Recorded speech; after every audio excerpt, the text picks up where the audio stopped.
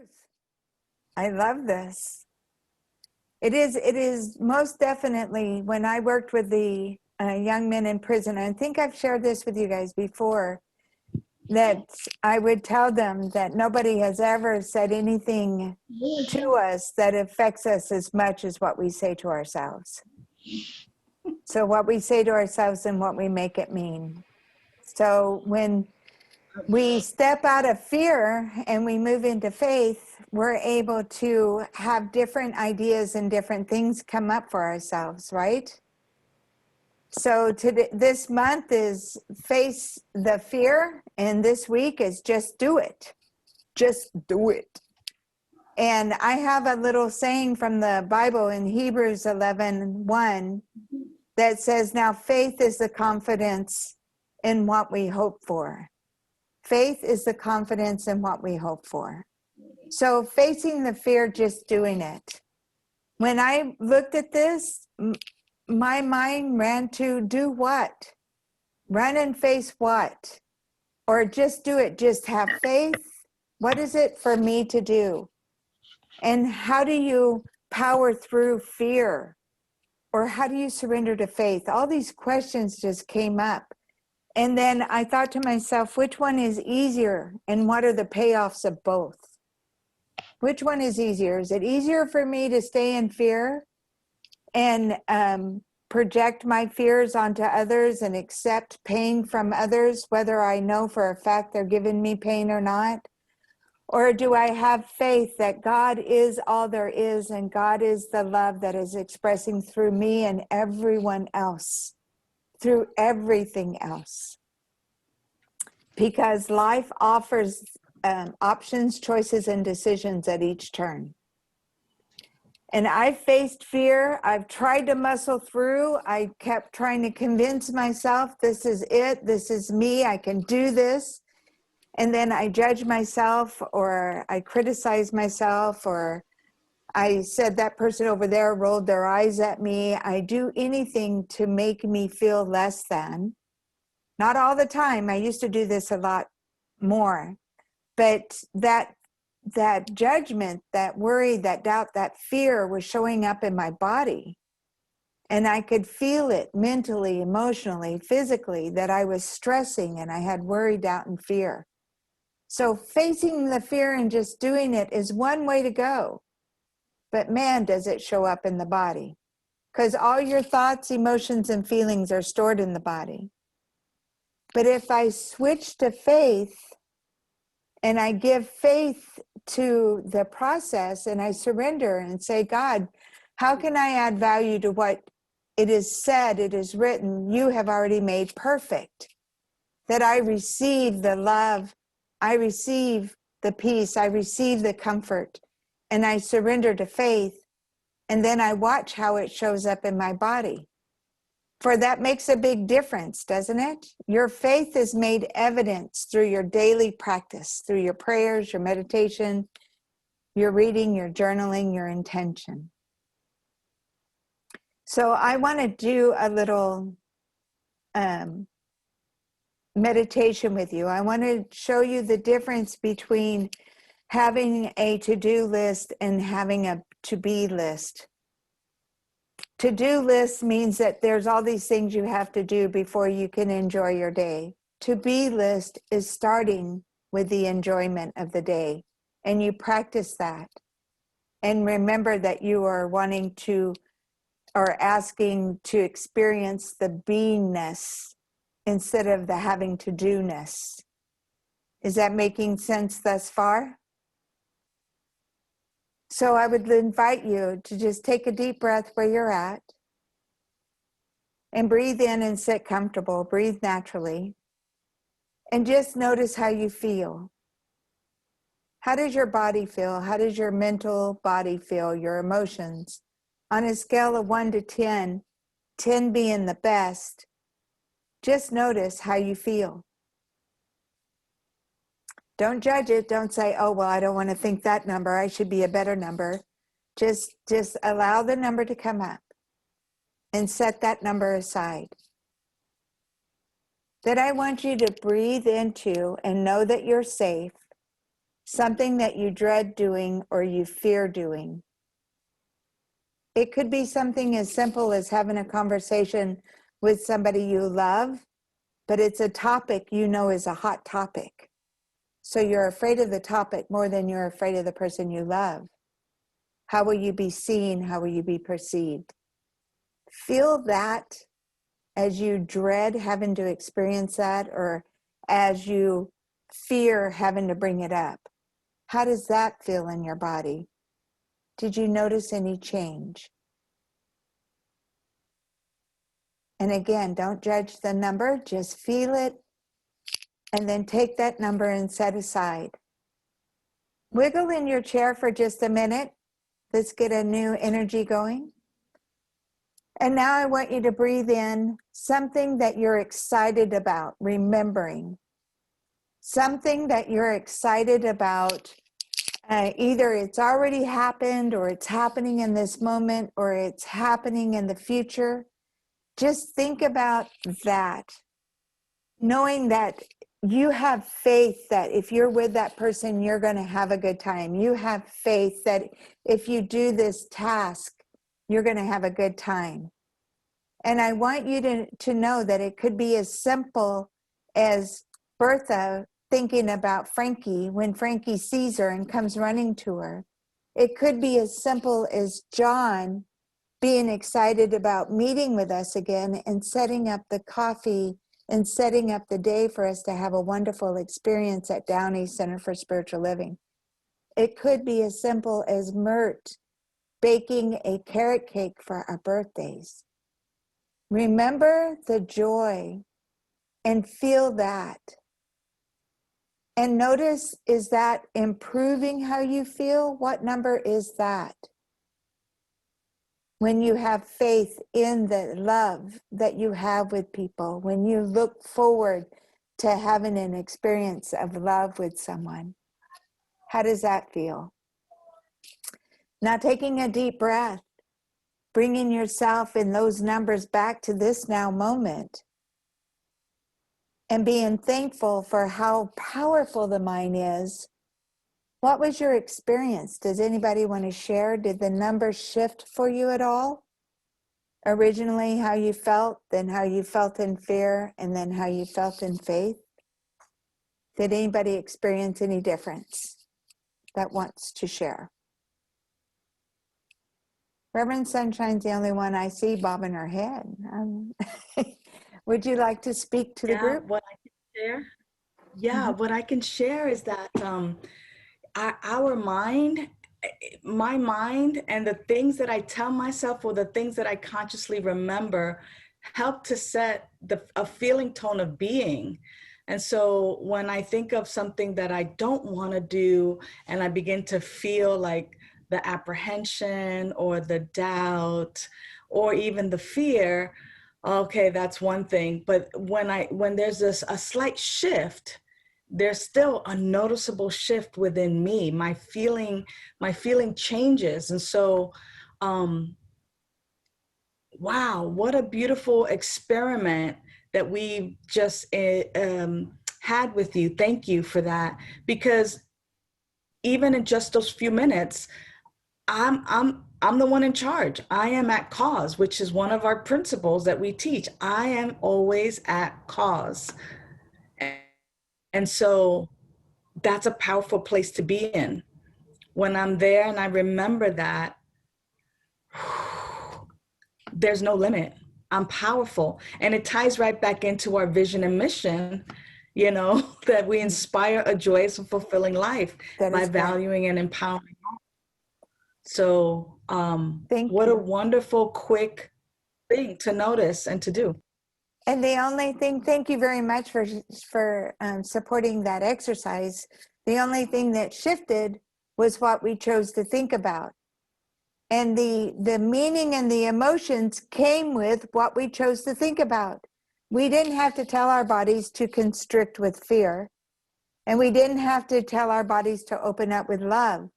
Those meanings come with what we chose to think about. And there is a time and place for fear. If you feel danger, you want that fear there. You want to be able to get up, move, and take action.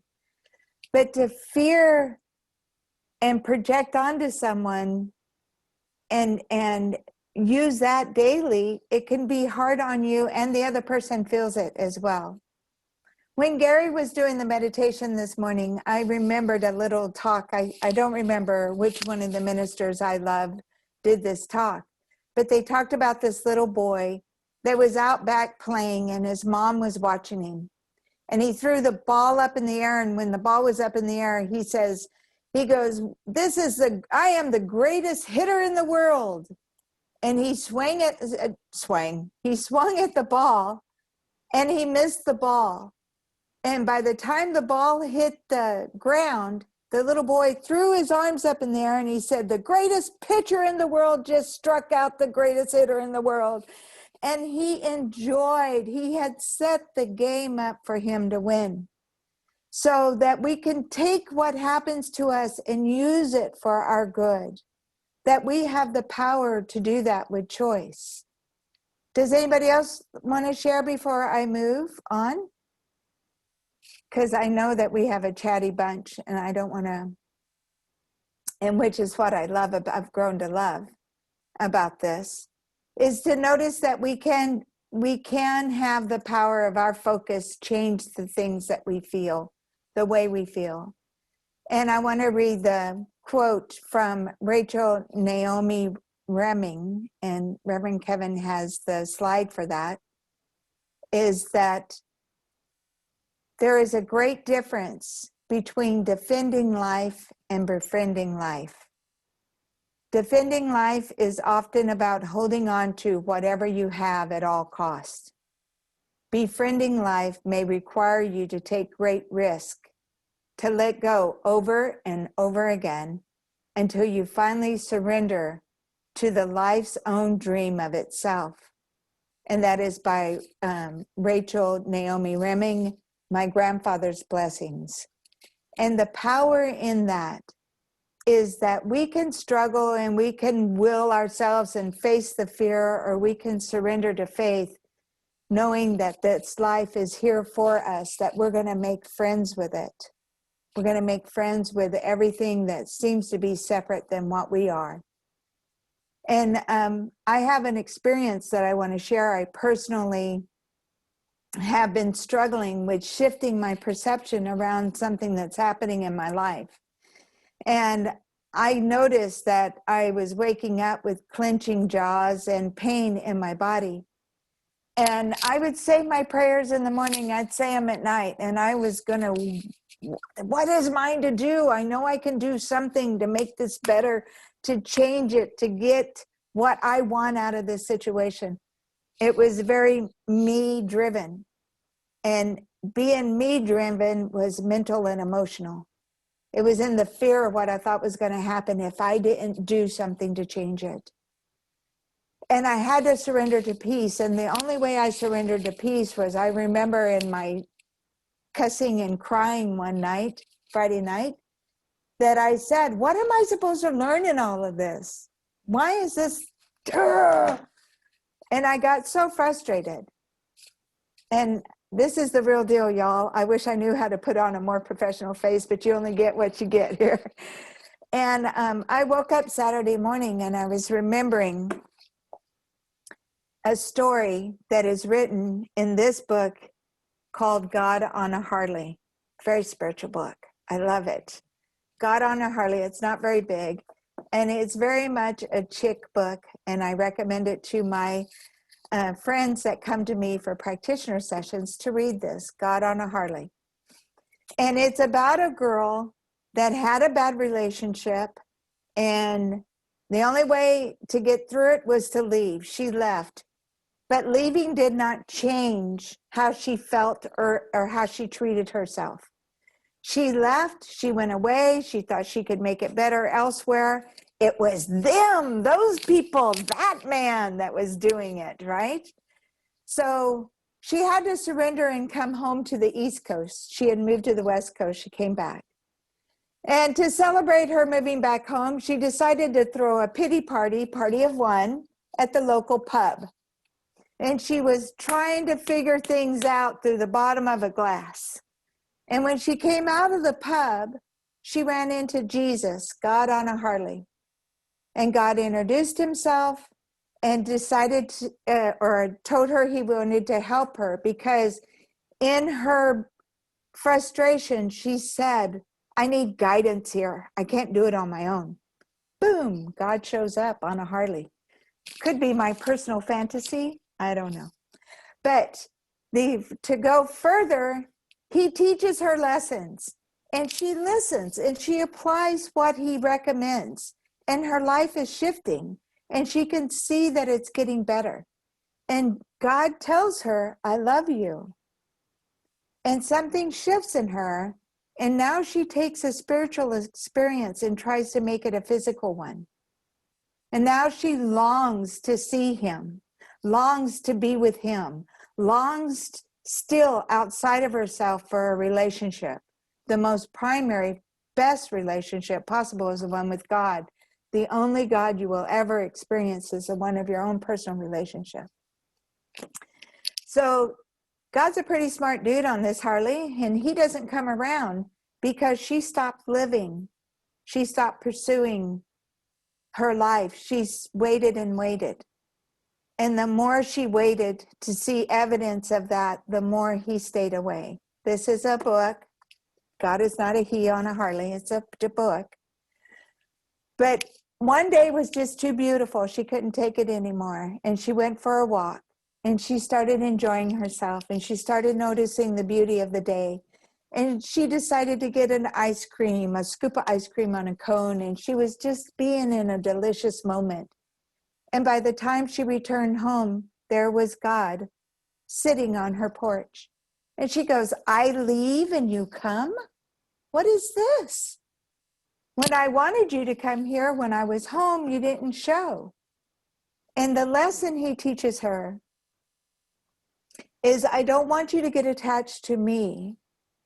I want you to find the power within yourself to identify what brings you joy, what strengthens you, that you can live your life in faith and not in fear that something's missing. And in that moment, she gets it, that the power of peace, love, joy, happiness is within herself. It's not even in your image of God. It is what the teachings of Jesus is, what the science of mind principles highlight, that bring you that peace, that joy, that comfort. And in that moment, I realized I had been attaching myself to an outcome in this situation. And the minute that I just surrendered and said, you know what, God's got this. I am the fortunate recipient of life, and my life is good, and my life is powerful, and my life is joyful. And I kid you not, within a couple of hours, the person I was missing called me and said, I'm okay. I love you. I'm doing okay. And I just went, it is so easy to know something and so difficult to practice until it's not. Because when I remembered to surrender and ask for guidance, I got it. And I got a strong message that I could not help but embrace. And then I was looking at the notes for this talk that they recommend, the teachings or how to give the talk. And I found one by Thomas Merton that, again, the amazing Reverend Kevin will bring up for us. And it says, God approaches your mind by receding from it. You can never fully know God if you think God as an object of capture, to be fenced in by the enclosure of your own ideas. You know God better after you let God go. And oh my God, I just am so, I love that. I love the way that feels. When I let go of trying to tell God how to do the job, the beauty of life pours through every opening, and I can see the blessing in the moment instead of my projected fear. And Ernest Holmes writes in Science of Mind that faith is the power in your prayer. But what is faith? When you analyze faith, you find it is a mental attitude against which there is no longer a contradiction in the mind that entertains it. There is no longer a contradiction. Faith is the power that make your prayers come true. Your faith, your belief in that. Now, to bring this home, as you guys know, I just finished ministerial school and I've got a provincial license because I still have to do my immersion. But I watched the graduation at Agape, and Reverend Michael and 4 other ministers spoke to the graduating class. And Reverend Michael said that a new minister barely lasts a year, that most only lasts 3 to 5 years, because they have a hard time dealing with projection, criticism, and second guessing. And that's from themselves as well as other people they listen to. So your spiritual practice is this. This is what they charge their graduating ministers with, that I think it applies to us in everyday living, is to remember when times get tough, the caterpillar didn't feel good turning into liquid before it could turn into a butterfly and spread its wings. That sometimes the hardest times are the crystallizing of the new backbone, the new spiritual strength that is developing within you. And do your spiritual practice, that you're only as good as your spiritual practice. You demonstrate your obedience to God, to your faith, to what you believe. And people may come to you for what you've learned and what you memorized, but they're going to stay from you being authentic and real. Don't try to be holier than thou. Be real. Keep it real, people, right? You don't know what's good for everyone, and you learn what's good for you going through it. And then this one that just blew my skirt up, it said, run from what is comfortable and feels like safety. Life will grow you in the challenges. Run from what is comfortable and what feels like safety. Don't get stuck in a rut. The only difference between a rut and a grave is about 3 feet. Don't get stuck there. Allow yourself to stay green and grow. And good cheer comes from your consciousness, not your circumstances. And you must have faith in your belief, in your prayer, and in your practices. And I found that those were amazing things to offer the graduating class. So I got to benefit and live from the overflow, because there's only one God. And that God, through Agape, even though I'm Downey Center for Spiritual Living now, that God through Agape spoke to my heart and touched me and said, you've got this. Surround yourself with people that want the best for you and want the best for them, and watch how it balances out. Now, I want to tell you about this story about this mother that had a difficult child. And every Sunday, she would go in there to wake up her child to have them get ready for church. And the mother would say, get up, it's time for church. And the child, I don't want to go to church, let me sleep, pull the covers over the head.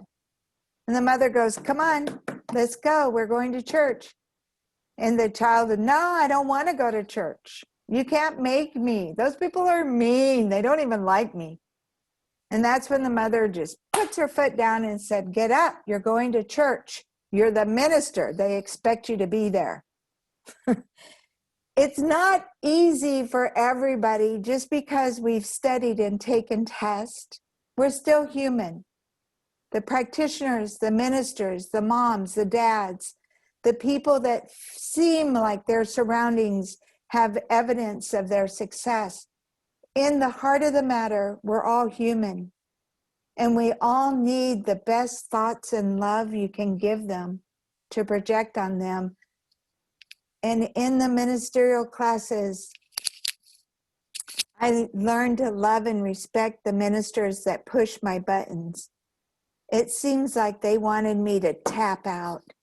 I'm like, God, I was just, and it seemed like that, but they were actually a blessing, because now that I've seen them, after I've gone through it, I see them as humans, learning to understand and learning to work through what they think and feel as well. And I had one teacher besides Reverend Sunshine that grabbed my heart with, hello, beloved. Another one that comes to mind is Dr. Grimes, who taught the great dialogues of Plato. And I was his teacher's assistant, so he would spend one-on-one time with me. And I couldn't understand Plato and Socrates for the life of me. Now look at how worn out this book is. I love it. And this is what he taught me, is that he coached. I'm going to cry, you guys, but that's just what I do, okay? He coached the wounded part of me to come out from the dark creases of my soul and to bathe in the light of love again. He made it okay for me to come out from the group and stand out and be a light. It is okay, because people don't like other people that look at their problems. Other people would prefer not to look at them. People that live in the public eye and move through their problems are an inspiration and make it okay for other people to do the same. And it is important that we look at the practice. It's not a to-do list. You don't go to Science of Mind to learn what to do. The 5-step prayer is to help you train your nervous system to recognize God is all there is, that you are a beloved child of God, that you can call forth. In my paneling, they would not let me be declared a minister until I prayed, say, and I am Reverend Judy Osuna. I had to speak it. I am a living prayer. I am a practice of stillness, to be present with God until I'm guided through the meditations, through the journaling, through the classes, through my prayers. When I ask for help, Spirit shows up. I now choose faith. I am choosing to be the presence of love on earth, living a life, a chosen life of comfort, peace, and joy. That is the power of your words. That is the power of standing in the truth of who you are. And it begins with each and one of us. Downey's for Spiritual Living, Center for Spiritual Living, can be as powerful as each and every one of our individual practices. The more that we embody and embrace what we teach here, not just learn it, not just regurgitate it, there are plenty of people that can repeat what is said. Embody it. Take it on. Live it. Be like Janet. Be like Bertha. And declare that I am going to be a light in this situation. I am going to unlock the chains that I have tethered my loved ones to and release them of the prison of paying a penance for something I misunderstand, because God is all there is. God is all there is. And these two ladies are shining a light, a possibility. That we are the light, we are the way, we are the happiness that's being called forth in the dark times, so that we can balance it out. And there's a little song that I asked Reverend Kevin to finish with. And I'm an old hippie. Come on, people now. Smile on your brother, everybody get together. Try to love one another right now. And if you're older than 50, if that don't bring back some good vibes, I don't know what to say. Come on, people, now. Smile on your brother and sister. Everybody get together and let's love one another right now. Namaste. Thank you very much. Wow. I get so caught up in the excitement. Well, fantastic. Let's show Reverend Judy the love she deserves. That was fantastic. Thank you. Thank you. Thank you so much. And the prayer is in the song. Yes. The prayer was all through that talk, I feel. Thank you so much. Take my breath away.